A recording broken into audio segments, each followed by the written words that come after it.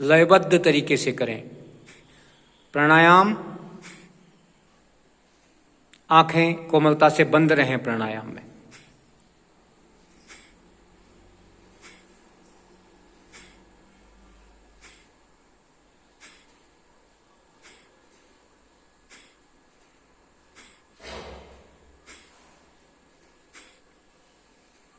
करते रहें लयबद्ध तरीके से।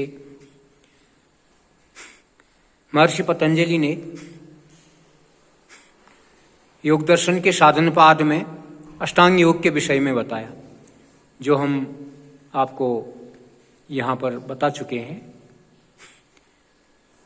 यम, नियम, आसन, प्राणायाम, प्रत्याहार, धारणा और ध्यान, समाधि, 8 अंग बताए। अब साधनपाद में वो कहते हैं कि जब यम और नियमों का पालन हो जाता है, अर्थात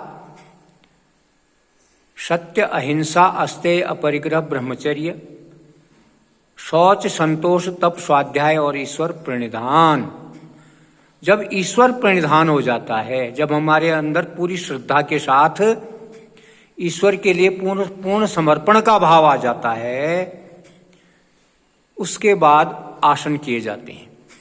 कपालभाति करते रहें अभी। तो आसन क्या है? यम नियम से आपने पूर्ण श्रद्धा की और आसन के लिए तैयार हुए। आसन क्या है? स्थिर सुखम आसनम कहा गया, अर्थात आप जब कोई क्रिया करते हैं, बैठकर, खड़े होकर, लेटकर आसन करते हैं, तो उसमें स्थिरता होनी चाहिए, नंबर 1। नंबर 2, उससे आपको सुख का अनुभव होना चाहिए। और कहते हैं, अब आसन का लाभ क्या है, आसन सिद्धि का लाभ क्या है? आसन यदि आपका सिद्ध हो जाएगा तो आपको शीतोष्ण का प्रभाव नहीं पड़ेगा आप पर, ठंड और गर्मी का प्रभाव नहीं पड़ेगा। चाहे ठंड हो चाहे गर्मी हो, उसका प्रभाव आपके शरीर पर नहीं पड़ेगा। ये लाभ आसनों का है। आपने देखा ना, स्वामी जी को वो एक ही कपड़े में सर्दियों में भी रहते हैं उसी में, और गर्मियों में भी उसी में रहते हैं। उनको शीत या ऊष्म का कोई प्रभाव नहीं पड़ता है उनके शरीर में, अर्थात उनके आसन सिद्ध हो चुके। तो जिसके आसन सिद्ध हो जाएंगे, उनका न शीत का प्रभाव न ऊष्मा का प्रभाव उनके शरीर पर होगा। ये आसनों की सिद्धि है। ये साधनपाद में महर्षि पतंजलि ने बताया है।